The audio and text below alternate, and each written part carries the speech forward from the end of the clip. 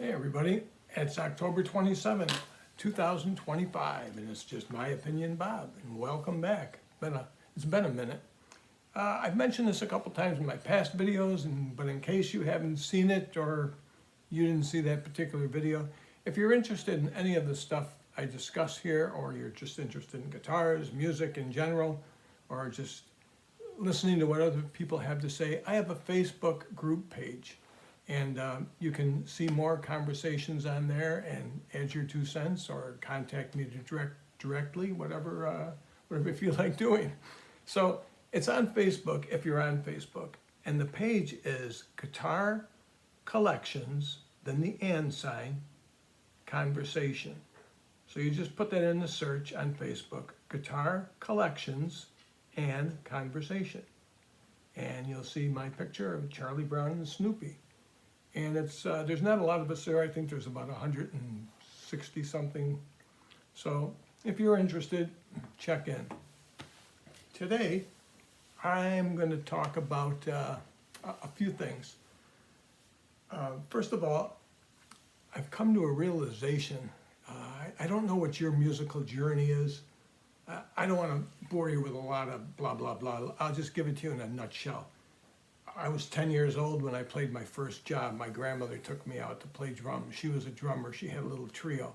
She took me to a place called Wagon Wheel. It was a nursing home.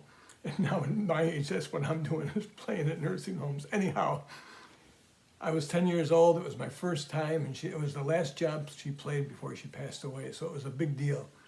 And then as time went on, I met people, and I got in school, and I would meet different people that played, and we'd horse around and have fun playing together. In high school, same thing. After I got out of high school, I got more serious with the music, hooked up with a lot of different bands. I gigged from right out of the gate.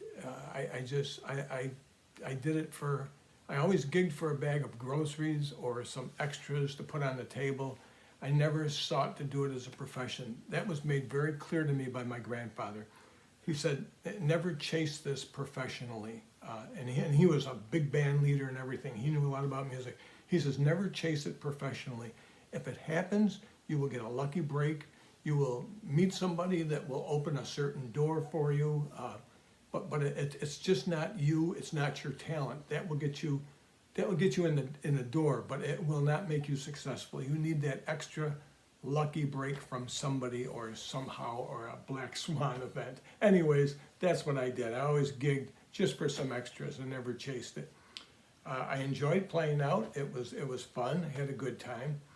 And I did that for a number of years, right until I was married, raising a family. The whole time I'm gigging. And then a little bit later, we got a job playing for a single parent club, one parent club, and there's in a lot of cities they have those. It's a very popular group, a club rather. So we would go there with the band. It was my first exposure to this, and before this we'd play out at different bars, different events. People would get up and dance, a couple people, and you'd play a certain songs, and everybody's going to dance and jump around. You'd play shout, and of course everyone would go and jump up and do that. We played this one parent club, and right from the first song we played, these people got up and they started dancing to us. Now I'm playing drums at the time, and I'm looking around, and it's, wow. I mean, it's not like a couple of couples up there on the dance floor. They're all up there on the dance floor. And these people are dancing, and no matter what we played, they loved us. They were dancing. I told the guys, I says, man, this is the best job we've ever done. These people love us. We've got to book this all we can. There's nothing they don't like that we're doing. So we played the first set, and we're all done.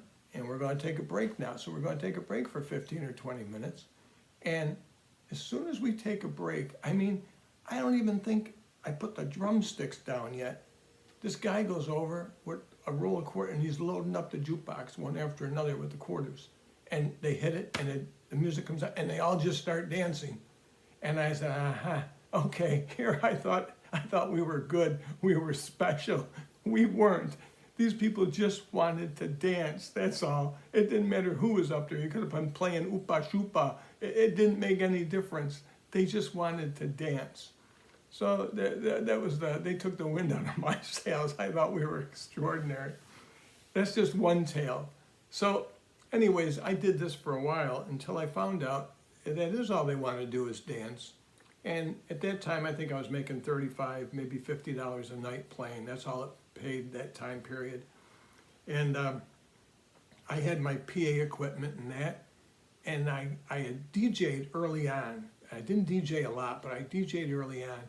But after I saw this one parent club, I said, I'm gonna get my equipment together. Maybe I could just DJ. I mean, if I can DJ, I ain't splitting the money with nobody. I just get the whole thing. So I went in, and I went in for a little bit less than what the band was charging to get the job. And sure enough, I got there, and they just absolutely loved it. They loved it. They'd come up and request things and this and that. So I got a little bit farther away from the band, and I DJ'd more. The band was not so much. The DJ jobs were coming in good. The thing with the DJ is you could play any kind of music they wanted. If somebody wanted Oopa Shoopa, you could do that. You could do country. You could do classical. You could do Spanish. Whatever the customer wanted, you had it at your fingertips. And the band, not so much. You got to kind of take what they can play, and that's it. So this went on for a while, and then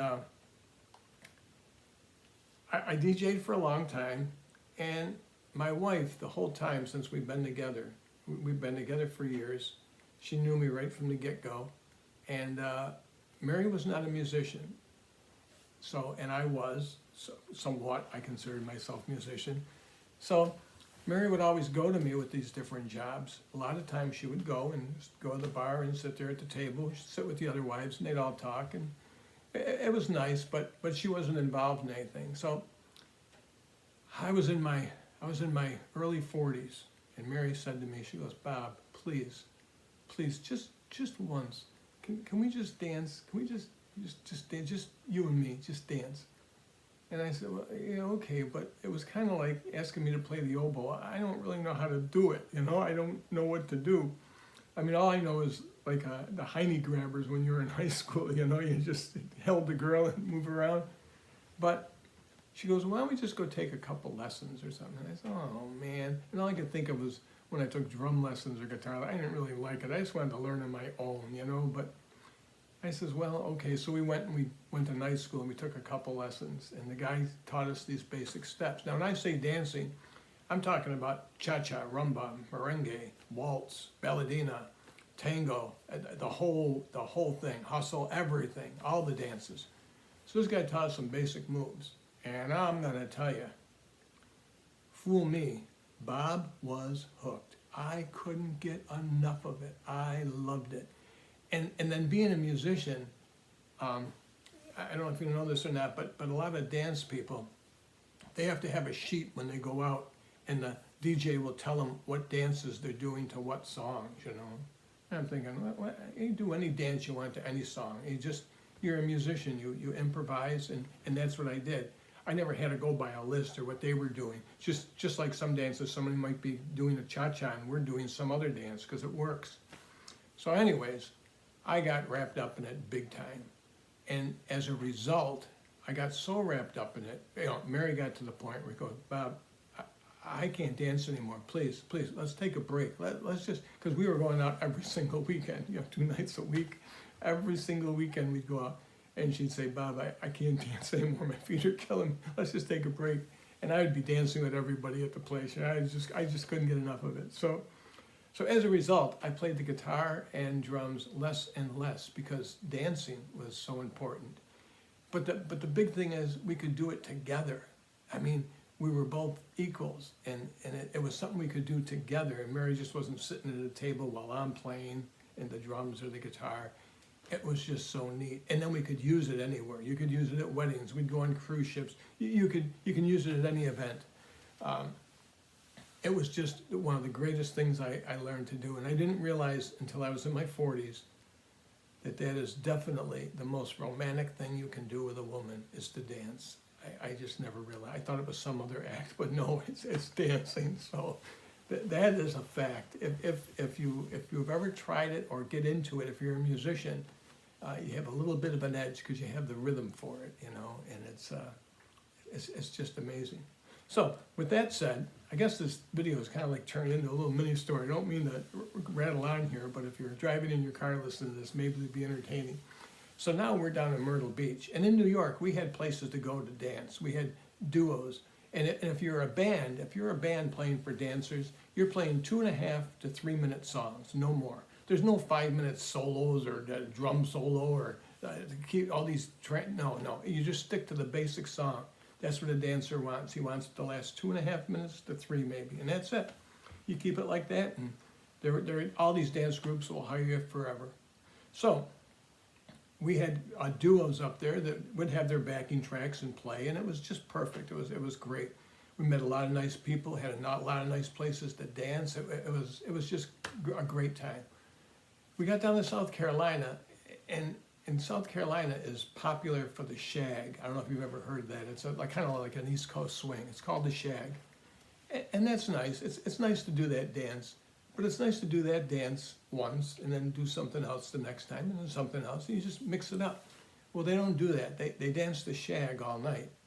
I mean, who wants to do that? That's like playing a blues tune all night long, or whatever, or doing the twist all night. Who wants to do that? You mix it up. You just change it up. So we haven't danced as much down here. Well, now years have gone by, and there's a band playing at this particular place. They asked me if I was consider playing guitar for them.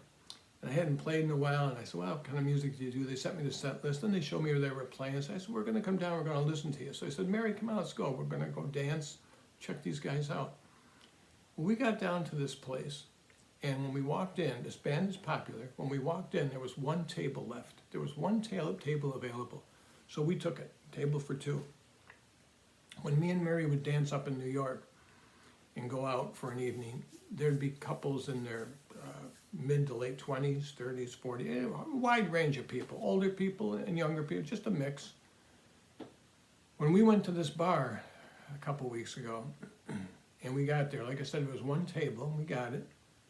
And I looked around, the dance floor was very, very, very, very small, because the band was taking up space and they had all these tables that fit everybody in. Listen to this. This is a fact. There was not one couple there that was in their 20s, their 30s, their 40s, their 50s, or their 60s. Every couple there was 70 and up. There was all 70-year, 80 and 90-year-old people at this club. At a club for dancing at night. No young people there. They're probably all outside on their phone or whatever, on their tablet or gaming or something. It was just flooded with old people. But I mean, older than old. The Golden Girls weren't that old as these people were.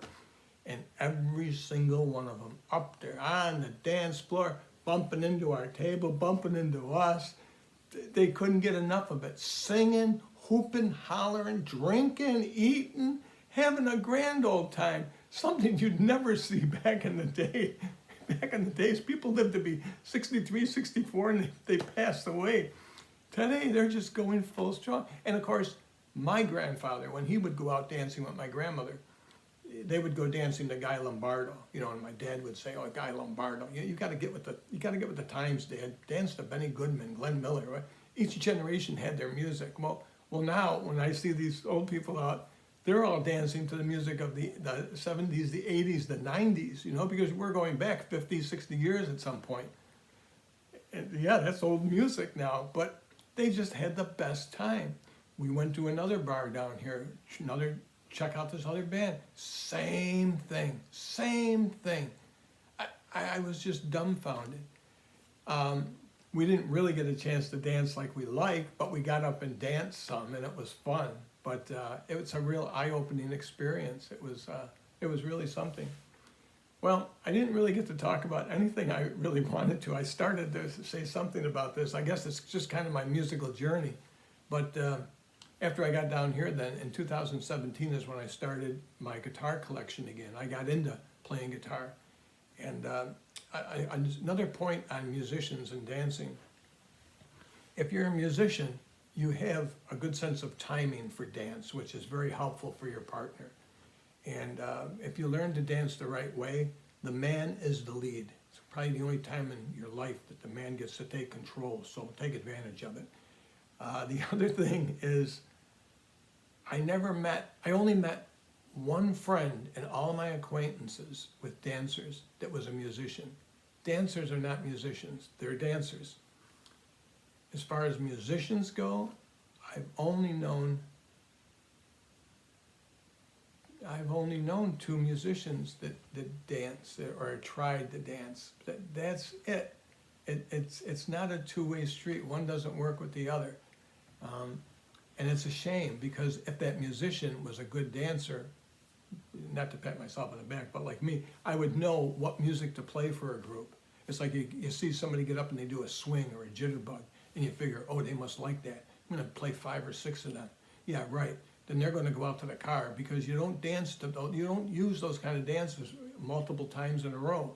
No different than use slow dances multiple times in a row. So if you get anything out of this video, learn to dance, I'll tell you, or at least give it a shot. You may find out it's for you, you may not. Also, I don't want this to come off the wrong way.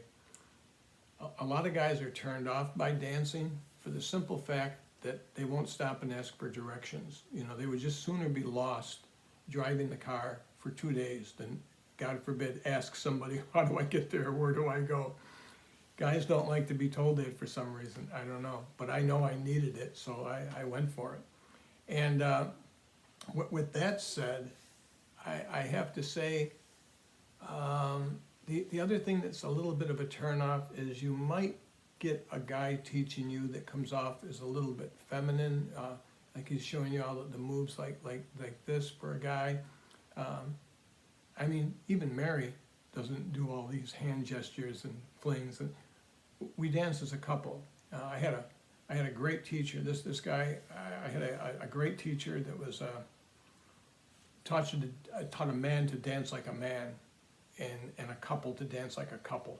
Not somebody on Dancing with the Stars or anything like that. It's just a dance. And like music, when you learn to dance, the simpler, the better. It's always the simpler, the better. You haven't got to learn all these fancy things. Just do the basic and do it right, and it looks great. And it's so much fun, and it's so much fun for the both of you. So, I don't know where I'm going with this, but I hope I didn't bore you, and it's really not what I wanted to talk about. I do have a guitar coming today from someone from China that'll be pretty interesting. It's going to be an update on something, I hope. So that's I'm going to cut this video because I'm just blabbering now, but I wanted to kind of tell you my journey and where it took me, and now I'm back to music. And on that note, being back to music, I love playing with my friends. Unfortunately, most of us are in condos down here in South Carolina. I don't really have a place. So I'll tell you the story real quick. We're on Facebook, and I'm looking at this restaurant, because me and Mary always love to eat out. It's just lunch, because we don't eat out dinner too much. We're older. We have a big lunch. It's too hard to digest it at night. So I'm looking on Facebook, and I saw this one bar, and people are saying, oh, the food is just great. Oh, the service is great. Oh, this meal was terrific. This, the blah, blah, blah, blah. I said, hey, Mary, let's go check this place. We were there years ago. It really wasn't for me, but they got new people that took it over, so let's go try it. So it was a Wednesday. We go at noon, lunch, prime time. We walk in the place. I said, well, if it's busy, it's busy. We'll just have to wait. We walk in, and it's me and Mary. That's it. There's not another soul in there except for 4 old guys at the bar drinking. That was all that was there in the bar, maybe. And I says, well, we're here. Let's sit down and eat. We sat down. We ate. And my friend, I have a couple friends that play at this bar. They have bands, and they play. And I guess at night, this place is rocking, but not so much on Wednesdays at noon. So we ate, and the food was delicious. It was very, very good, very, very satisfying. Now we'd go back again. So I was sitting there, and I'm looking at the stage, and looking around, and the whole time we sat there, not another couple came in, not another couple. So I asked the waitress, I says, hey, I was just wondering, I says, I have some friends that like to play music. I have a different mix of friends all the time. Would you mind we came here on like a Wednesday like this and played and used this place? She goes, well, no, but we have open mic night. You could come. I said, I don't want to play. I don't want to do open mic night. She goes, well, we could book you if you'd like to do. No, I don't want a job. I don't want a gig. I just want to come with my friends and play. We don't want to get paid or nothing. We just want to play. She goes, well, let me talk with the owner. She goes, yeah, sure. That's great. If you guys just want to play, yeah, come Wednesdays because it's nice and slow. It's terrific. So that's what we did. And now, cha-ching, I got a place where I can have all my friends and we can just play. And we're not playing for anybody except ourselves. But we have a room, enough space to play. We can bring what equipment we want and play, and it's just super. So that's where I am now. Now I don't dance so much, so I'm playing more. I'm playing with my friends. So music takes a full circle. You never know where it's going. And just like I didn't know where I was going with this video, but I hope I didn't bore you too much. I'm sure you'll let me know in the comments. And check out my Facebook page. There's some interesting things on there right now, especially about Chinese guitars. So that's something you might want to check out. Otherwise, there'll be another video coming as soon as I get this guitar unloaded. I'll talk to you later. Good seeing everyone. Bye.